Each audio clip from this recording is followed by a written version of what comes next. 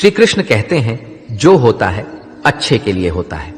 कभी कभी विपरीत परिस्थितियां हमारी वर्तमान स्थिति को अच्छा करने के लिए आती हैं। मन चंचल होता है, ये इधर उधर भागता है और किसी भी कार्य की एकाग्रता का दुश्मन है। लेकिन यदि यह व्यक्ति के बस में हो जाए तो इससे अच्छा कोई मित्र नहीं। इसीलिए मन को एकाग्र करना जरूरी है, और मन को एकाग्र करने के लिए बस थोड़े से प्रयास और अभ्यास की जरूरत होती है। भगवान कहते हैं, मेरे लिए ना कोई घृणित है, ना कोई मित्र, ना ही कोई प्रिय है, ना कोई निर्धन है, ना ही कोई धनी है। बस जो भक्तिभाव के साथ मुझे याद करते हैं, मैं उनका हूं और वो मेरे। श्री कृष्ण कहते हैं, वो किसी के भाग्य के निर्माता नहीं है। व्यक्ति खुद ही अपना भाग्य लिखता है। आप जैसा बीज बोएंगे, आप वैसा ही फसल काटेंगे। आप जैसा कर्म करेंगे, आपको वैसे ही परिणाम मिलेंगे। यदि विद्यार्थी मन लगाकर पढ़ाई करेंगे तो परीक्षा में सफल होंगे। इसीलिए हर व्यक्ति का भाग्य भी तभी बदलेगा जब वो अपना कर्म करेगा। धर्म और संदेह से परे जब भगवान आपसे प्यार करते हैं तो आप हर चीज से प्यार करते हैं। श्री कृष्ण कहते हैं, कभी खेत में किसी किसान को खेती करते देखा है? वो उसे सिंचता है। उसे जो होता है, पशु पक्षियों से खेत की फसल की रक्षा करते हैं। परंतु एक बात का वो सबसे विशेष ध्यान रखता है कि कहीं खेत में खरपतवार ना उग जाए, क्योंकि एक खरपतवार खेत की सारी फसल को नष्ट कर सकती है। ठीक उसी प्रकार यदि वंश की कोई संतान खोटी निकल जाती है तो वो समूचे वंश का सर्वनाश कर देती है। इसीलिए संतान के लालन पालन में विशेष ध्यान देना आवश्यक होता है, क्योंकि संतान वो फसल होती है जो वंश के आने वाले समय को महान बना सकती है या फिर वंश का पतन कर सकती है। श्री कृष्ण कहते हैं, व्यक्ति को सदैव बुराई से बचकर रहना चाहिए। अगर कोई बुरा कर्म करता है तो वो कर्म आपको अपने जीवन में ही भोगना पड़ता है। जिस प्रकार बछड़ा झुंड में भी अपनी मां को ढूंढ लेता है, वैसे ही कर्म का फल आपको हजारों की भीड़ में भी ढूंढ लेगा। ईश्वर कण कण में निवास करते हैं। छोटे से छोटे जीव के हृदय में ईश्वर का वास होता है। उस जीव को कष्ट का अनुभव होना ईश्वर को कष्ट का अनुभव कराता है। अर्थात किसी जीव को कष्ट देकर आप अपने ईश्वर को खुश कैसे देख सकते हैं? जो श्री कृष्ण का दास हो जाता है वो अपने आराध्य से ऐसे दिन न दिखाने की कामना करता है। जब उसमें गुरूर आ जाए तो आपने कृष्ण का सेवक बनकर ही जीवन सफल बनाना चाहता है। जो व्यक्ति सदैव हंसता खेलता मुस्कुराता रहता हो, अगर वो अपने स्वभाव से भिन्न हो जाए, अर्थात चुप गुमसुम उदास रहने लगे, तो समझना उसके हृदय में एक दर्द है। उस दर्द ने उसे कमजोर बना दिया है। जिस व्यक्ति के पास संपूर्ण धन दौलत ऐश्वर्य वैभव सब है मगर संतुष्टि नहीं है, उस धन दौलत का कोई अर्थ नहीं है, क्योंकि वो व्यक्ति सदैव असंतुष्टि की स्थिति में रहता है। जिसके पास संतुष्टि है वो थोड़े में भी संतुष्ट रहता है। जब आप कोई बुरा कार्य करते हो, ये अच्छा कार्य करते हो, आपको लगता है कोई देख नहीं रहा है, लेकिन आप ये क्यों भूल जाते हैं, आप जो भी कुछ कर रहे हैं भगवान की दृष्टि सदैव आप पर बनी हुई है। इसीलिए आप ये ना समझे कि आप अकेले हैं। भगवान सदैव आपके साथ होते हैं। कहते हैं, मन के हारे हार है और मन की जीते जीत। अर्थात जिस प्रकार सकारात्मक विचारों से सफलता मिलती है, उसी प्रकार नकारात्मक विचार असफलता के मार्ग की ओर अग्रसर करते हैं। क्योंकि जैसा हम सोचते हैं वैसा ही हम बन जाते हैं, और अपने विचारों के माध्यम से ही हमें नकारात्मक और सकारात्मक परिणाम मिलते हैं। इसीलिए अपनी सोच को हमेशा सकारात्मक रखें। मनुष्य ही एक ऐसा प्राणी है जो कर्म करता है, इसलिए कर्म करना प्रत्येक व्यक्ति का धर्म भी है। धर्म करने वाला व्यक्ति ही कर्मवीर कहलाता है। इसीलिए कर्म करते रहना खाली बैठे रहने से बेहतर होता है। श्री कृष्ण कहते हैं, अगर आपको याद ही नहीं कि गुच्छे की कौन सी चाबी ताले को खोल सकती है, फिर भी आप लगातार ताले को खोलने का प्रयास करते रहते हैं, फिर भी वो ताला नहीं खुलता है। अधिकतर लोग ऐसी परिस्थिति में अपनी आशा खो बैठते हैं। उन्हें लगता है कहीं चाबी खो गई है और वो तिलमिला जाते हैं, क्रोधित हो उठते हैं। परंतु उस समय धैर्य रखें, क्योंकि गुच्छे की अंतिम चाबी ताला खोल सकती है। कुल्हाड़ी का अंतिम प्रहार वृक्षों को काट के गिरा देता है, परंतु क्या सत्य में कुल्हाड़ी का अंतिम प्रहार वृक्षों को काट कर गिरा देता है, आपको आपका लक्ष्य दिला देता है? नहीं, आपका निरंतर प्रयत्न ही आपको सफलता दिलाता है। जब आपका मन निराश हो, अपने कार्य में दोगुनी उत्साह से जुट जाइए, क्योंकि अनावृत बहता जल ही कठोर चट्टान को काट सकता है। सफलता का मूल है परिश्रम, प्रयास और आशा। श्री कृष्ण कहते हैं, आपको पूरे धैर्य और भगवान पर विश्वास के साथ अपना जीवन निर्वाह करना चाहिए। लोग अक्सर सच कहने से बचते हैं या डरते हैं, पर सत्य कभी छुप नहीं सकता, ना ही कभी मिट सकता है। हम कितना भी छुपा लें, एक दिन सच तो उजागर हो ही जाएगा। इसलिए जो बात सच पर आधारित हो, उसे कहने या मानने से कभी नहीं डरना चाहिए। लोग अपने शरीर को सुंदर बनाने में लगे रहते हैं, पर आत्मा की सुंदरता शरीर की सुंदरता से कहीं ज्यादा महत्वपूर्ण है। शरीर तो नश्वर है, मिट्टी से बना है और मिट्टी में ही मिल जाता है, पर आत्मा अमर है। इसलिए आत्मा की सुंदरता पर ध्यान दो। आत्मा की सुंदरता स्वयं को भगवान में लीन करने में मिलती है। जो अज्ञानी व्यक्ति होता है, वो ये गलत फहमी पाल लेता है कि मैं करता हूं, सभी कार्य मेरे द्वारा किए जा रहे हैं। ऐसे में उसमें अहंकार घर कर लेता है। परंतु इस सृष्टि में जो भी हो रहा है, सब कुछ भगवान के इच्छा से हो रहा है। अज्ञानता के कारण व्यक्ति में जब अहंकार जन्म लेता है, तो उसका पतन होना निश्चित है। श्री कृष्ण कहते हैं, मनुष्य का जीवन ऋतुओं के समान होता है। आज ग्रीष्म तो कल वर्षा, परसों शीत। तनिक संकट आया तो हम संयम खो बैठते हैं, तो तनिक ऋतु बदले तो हम अधीर हो जाते हैं। अपने आक्रोश, अपने क्रोध में हम उनसे ही संबंध बिगाड़ लेते हैं जो हमारे अपने होते हैं। क्यों ऐसा ही होता है ना? हमें लगता है कि हमारे अपने हैं, फिर से मना लेंगे, परंतु स्मरण रखिए, सादा ऐसा करना संभव नहीं होता। सागर की उछलती लहरों को तट सहता है, और यदि तट ही टूट जाए तो बाढ़ आ जाती है। हमारे संबंध दूध की भांति होती है। दूध तप कर उबल सकता है, परंतु यदि उसमें खटास आ जाए तो फट भी जाते हैं, और फटे दूध को चाहे कितना मत लो, उसमें से मातम नहीं निकलेगा। इसलिए अपने संबंधों को संभाल कर निभाना चाहिए। श्री कृष्ण कहते हैं, जो व्यक्ति अपने अहंकार से भारी हो जाता है, जिसमें अभिमान भर जाता है, वो उस पत्थर की भांति हो जाता है, जो भारी होने के बावजूद भी नदी की धारा में डूबकर अपना अस्तित्व खो देता है। अगर किसी लक्ष्य, खुशियां, सफलता की प्राप्ति में लंबा समय लग रहा है, प्रतीक्षा की अवधि अधिक है, तो हो सकता है आपकी अपेक्षा से ज्यादा आपको मिलने वाला है। अपने कर्म पर अडिग रहिए और विश्वास रखिए उस स्वर पर जो आपके कर्म की परीक्षा ले रहा है। जो लोग जीवन को भूत और अतीत के भरोसे छोड़ देते हैं, उन्हें श्री कृष्ण सावधान करते हैं। जीवन का अर्थ ना भूत है ना भविष्य, जीवन केवल और केवल वर्तमान है। इसीलिए वर्तमान में अपने जीवन का आनंद उठाइए। श्री कृष्ण कहते हैं, संगति या साथ, मित्र या साथी मनुष्य के व्यक्तित्व के लिए सबसे महत्वपूर्ण होती है। आप कहेंगे कैसे? मनुष्य अपने व्यक्तित्व के लिए उत्तरदायी होता है, परंतु मनुष्य संगति में ना चाहते हुए भी उसका व्यक्तित्व संगत की भांति हो जाता है। मान लीजिए, एक पात्र में जल, दूसरे में दूध है और तीसरे में मलिन कीचड़ रखा हुआ है। यदि इस जल को दूध में मिला दें तो ये जल दूध बन जाता है, और यदि इसी जल को हम मलिन कीचड़ में मिला दें तो ये जल कीचड़ बन जाएगा। ऐसी कोई युक्ति नहीं कि जल बिना घुले मिले दूध या किचन में अपना अस्तित्व बनाए रखें या उनसे अलग रहे। और ठीक ऐसा ही मनुष्य के जीवन में भी होता है। यदि एक गुणहीन व्यक्ति गुणवानों की संगत में बैठे तो उसे लोग क्या समझेंगे? गुणवान सम्मान का पात्र समझा जाएगा, और यदि एक गुणवान व्यक्ति गुणहीनों के संगत में जा बैठे तो उसे भी तिरस्कार मिलता है। इसलिए अपने जीवन में सदैव संगति सोच समझकर सावधानी से चुनिएगा। श्री कृष्ण कहते हैं, वो सब कुछ करो जो तुम्हें करना है, लेकिन लालच से नहीं, अहंकार से नहीं, वासना से नहीं, ईर्ष्या से नहीं, बल्कि प्रेम, करुणा और भक्ति के साथ। श्री कृष्ण कहते हैं, नरक के 3 द्वार हैं, काम, क्रोध और लोभ। जो व्यक्ति कामी प्रवृत्ति का होता है, जिसके मन में लोभ होता है और जो अत्यधिक क्रोधी स्वभाव का होता है, उसके लिए नरक के द्वार सदैव खुले होते हैं। अर्थात ऐसे व्यक्ति को तो सिर्फ नरक में ही जगह मिलती है। मनुष्य सब कुछ चाहता है, पर सब कुछ उसे नहीं मिल सकता।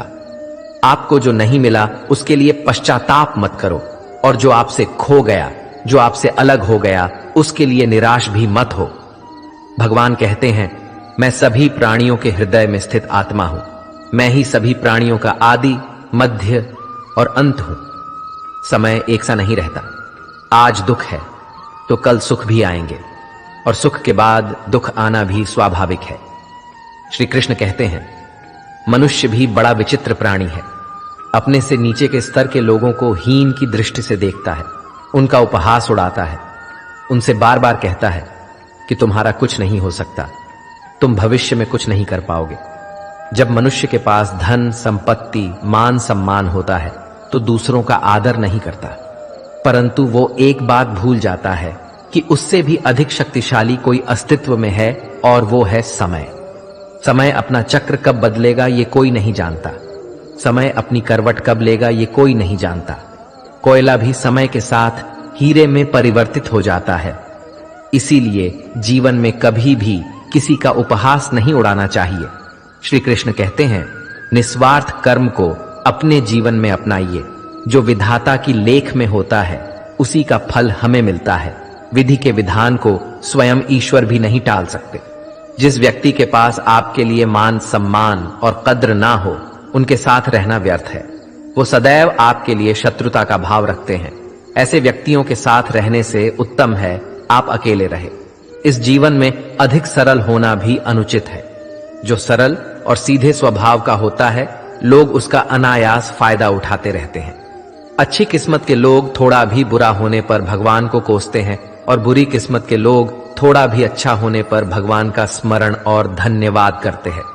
प्रभु अपने भक्तों की सदैव परीक्षा लेते रहते हैं। इस परीक्षा में भक्तों को अनेकों कष्टों का सामना करना पड़ता है। सामान्य लोग इसे अपना दुख मानकर पीछा छुड़ाते हैं। वही साधक तथा प्रेमी प्रभु की इच्छा समझकर उसका सामना करते हैं। जो लोग कहते हैं कि अपनों के आगे झुकने में कोई बुराई नहीं है, उन्हें यह मालूम होना चाहिए कि जो सच में अपने होते हैं ना, वो कभी झुकने ही नहीं देते। दिव्यता केवल शक्तिशाली होने में नहीं, बल्कि दूसरों में शक्ति जागृत करने में है। जब लोग आपकी बुराई करें तो परेशान ना हो, क्योंकि वो लोग आपको महत्व देने का कोई और तरीका नहीं जानते। सबसे इस तरह का व्यवहार कीजिए कि कोई आपके बारे में बुरा भी कहे तो कोई उस पर विश्वास ना करे। हम ना बोले फिर भी वो सुन लेता है, इसलिए उसका नाम परमात्मा है। वो ना बोले फिर भी हमें सुनाई दे, उसी का नाम श्रद्धा है। अगर कोई व्यक्ति शिक्षा से पहले संस्कार, व्यापार से पहले व्यवहार, भगवान से पहले माता पिता को पहचान ले, तो जिंदगी में कभी कठिनाई नहीं आएगी।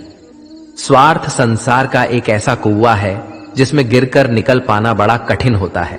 श्री कृष्ण कहते हैं, आपने चुंबक को तो देखा ही होगा, कैसे वो लोहे की ओर आकर्षित होता है और कैसे वो लोहे को अपनी ओर आकर्षित करता है, क्योंकि उसके स्वभाव में ही आकर्षण है। हम सबके भीतर एक ऐसा ही चुंबक होता है, विचार का चुंबक, जो सदा अपने ही जैसे विचारों को आकर्षित करता है। हम जो बोलते हैं वही करते हैं, उसी प्रकार हम जो सोचते हैं वैसा ही पाते हैं। साधु ईश्वर का नाम जपता है तो उसे ईश्वर मिल जाता है, अर्थात फल हमारी सोच पर ही निर्भर करता है। इसलिए हमेशा सकारात्मक सोचिए। एक शहर में एक परिश्रमी, ईमानदार और सदाचारी लड़का रहता था। माता पिता, भाई बहन, मित्र, रिश्तेदार उससे बहुत प्यार करते थे। सबकी सहायता को तत्पर रहने के कारण पड़ोसी से लेकर सहकर्मी तक उसका सम्मान करते थे। सब कुछ अच्छा था, किंतु जीवन में वह जिस सफलता प्राप्ति का सपना देखा करता था, वह उससे कोसों दूर था। वो दिन रात जी जान लगाकर मेहनत करता, किंतु असफलता ही उसके हाथ लगती। उसका पूरा जीवन ऐसे ही निकल गया और अंत में जीवन चक्र से निकलकर वह काल चक्र में समा गया। क्योंकि उसने जीवन में सुकर्म किए थे, इसलिए उसे स्वर्ग की प्राप्ति हुई। देवदूत उसे लेकर स्वर्ग पहुंचे। स्वर्ग लोक का अलौकिक सौंदर्य देखकर हुआ मंत्र मुग्ध हो गया और देवदूत से बोला, ये कौन सा स्थान है? देवदूत ने बोला, ये स्वर्ग लोक है। तुम्हारे अच्छे कर्म के कारण तुम्हें स्वर्ग में स्थान प्राप्त हुआ है। अब से तुम यहीं रहोगे। ये सुनकर लड़का खुश हो गया। देवदूत ने उसे वह घर दिखाया जहां उसके रहने की व्यवस्था की गई थी। वह एक आलीशान घर था। इतना आलीशान घर कि उसने अपने जीवन में कभी नहीं देखा था। देवदूत उसे घर के भीतर ले गया और एक एक करके सारे कक्ष दिखाने लगा। सभी कक्ष बहुत सुंदर थे। अंत में वह उसे एक ऐसे कक्ष के पास लेकर गया जिसके सामने स्वप्न कक्ष लिखा हुआ था। जब वो उस कक्ष के अंदर पहुंचे तो लड़का ये देखकर दंग रह गया कि वहां बहुत सारी वस्तुओं के छोटे छोटे प्रतिरूप रखे हुए थे। ये वही वस्तुएं थे जिन्हें पाने के लिए उसने आजीवन मेहनत की थी, किंतु हासिल नहीं कर पाया था। आलीशान घर, कार, उच्चाधिकारी का पद और ऐसी बहुत सी चीजें जो उसके सपनों में ही रह गए थे। वह सोचने लगा कि इन चीजों को पाने के सपने मैंने धरती लोक में देखे थे, किंतु वहां तो मुझे मिले नहीं। अब यहां इनके छोटे प्रतिरूप इस तरह से क्यों रखे हुए हैं? वो अपनी जिज्ञासा पर नियंत्रण नहीं रख पाया और पूछ बैठा, ये सब यहां इस तरह, इसके पीछे का क्या कारण है? देवदूत ने उसे बताया, मनुष्य अपने जीवन में बहुत से सपने देखता है और उनको पूरा हो जाने की कामना करता है, किंतु कुछ ही सपनों के प्रति वह गंभीर होता है और उन्हें पूरा करने का प्रयास करता है। ईश्वर और ब्रह्मांड मनुष्य के हर सपने पूरा करने की तैयारी करते हैं, लेकिन कई बार असफलता प्राप्ति से हताश होकर और कई बार दृढ़ निश्चय की कमी के कारण मनुष्य उस क्षण प्रयास करना छोड़ देता है जब उसके सपने पूरे होने वाले होते हैं। उसके वही अधूरे सपने यहां प्रतिरूप के रूप में रखे हुए हैं। तुम्हारे सपने भी यहां प्रतिरूप के रूप में रखे हैं। तुमने अंत समय तक हार ना मानी होती तो उसे अपने जीवन में प्राप्त कर चुके होते। लड़के को अपने जीवन काल में की गई गलती समझ आ गई, किंतु मृत्यु पश्चात अब कुछ नहीं कर सकता था। इस कहानी से हमें यही सीख मिलती है कि किसी भी कार्य को पूर्ण करने की दिशा में अगर आप आगे बढ़ रहे हैं तो उसे दृढ़ निश्चय के साथ कीजिए, चाहे कितनी भी मुश्किलें क्यों ना आए, चाहे कितनी बार भी असफलता का सामना क्यों ना करना पड़े। अपने सपने को पूरा करने की दिशा में तब तक प्रयास करते रहेंगे जब तक वो पूरे नहीं हो जाते हैं, अन्यथा समय निकल जाने के बाद ये मलाल रह जाएगा कि काश मैंने थोड़ा प्रयास और किया होता। अपने सपनों को अधूरा मत रहने दीजिए। दृढ़ निश्चय और अथक प्रयास से उन्हें हकीकत में तब्दील करके ही दम लीजिए। श्री कृष्ण सदैव आपके साथ हैं। झाड़ू में जब तक बंधन होता है तब तक वह कचरे को साफ करता है। बंधन खुल जाने पर झाड़ू खुद कचरा बन जाता है। इसलिए हमेशा अपनों से बंधे रहिए, क्योंकि अनेकता में ही एकता होती है। श्री कृष्ण कहते हैं, वह सपने सच नहीं होते जो सोते वक्त देखे जाते हैं। सपने वही सच होते हैं जिनके लिए आप सोना ही छोड़ देते हैं। नींद तो बचपन में आती थी, अब तो बस थक कर सो जाते हैं। जो कल था उसे भूल कर तो देखो, जो आज है उसे जी कर तो देखो। आने वाला पल खुद चलकर आएगा, कोशिश करके तो देखो। पछतावा अतीत नहीं बदल सकता और चिंता भविष्य नहीं संभाल सकती। इसलिए वर्तमान का आनंद लेना ही जीवन का सच्चा सुख है। स्वाद छोड़ दो तो शरीर को फायदा, और विवाद छोड़ दो तो संबंधों को फायदा। उसी तरह व्यर्थ चिंता छोड़ दो तो जीवन को फायदा। हमें हर संबंध को समय देना चाहिए, क्योंकि कल क्या पता हमारे पास समय हो पर संबंध ना हो। कोशिश कर रहा हूं कि कोई मुझसे ना रूठे, जिंदगी में अपनों का साथ ना छूटे। कोई तारीफ करे तो तुरंत नाचने मत लग जाना। याद रखिए, तारीफ के पुल के नीचे मतलब की नदी बहती है। समस्याएं हमारे जीवन में बिना किसी वजह के नहीं आती। उनका आना एक इशारा है कि हमें अपने जीवन में कुछ बदलना है। जिंदगी की सबसे अच्छी बात यह है कि हमेशा नहीं रहने वाली। यह एक उम्र के बाद सभी को समझ में आने लगती है कि दिन अच्छे हो या बुरे, दोनों बीत जाते हैं।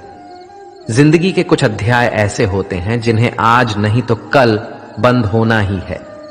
इसलिए जो आज आपके लिए है ही नहीं, उन्हें जबरदस्ती पकड़ने से क्या। भले ही जीवन भर अकेले रहना, लेकिन जबरदस्ती किसी से रिश्ता निभाने की जिद मत करना। हिसाब रखो, आजकल लोग जल्दी पूछ लेंगे कि तुमने क्या किया है हमारे लिए। चाहे कोई भी व्यक्ति कितना भी बुरा हो, उसमें कोई ना कोई गुण अवश्य होता है। हाल पूछ लेने से कौन सा हाल ठीक हो जाता है, बस तसल्ली हो जाती है कि इस भीड़ भरी दुनिया में कोई आपका भी है।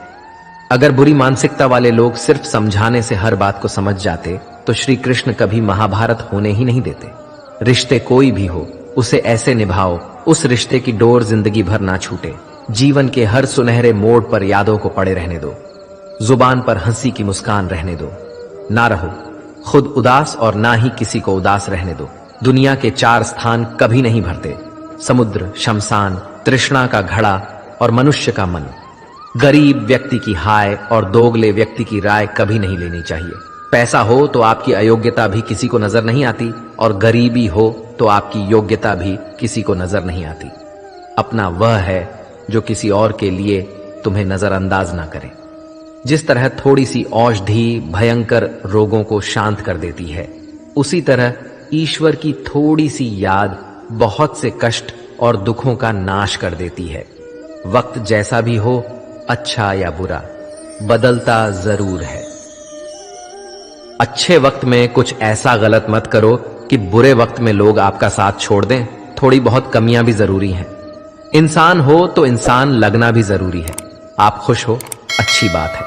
आपकी वजह से कोई खुश है, ये सबसे अच्छी बात है।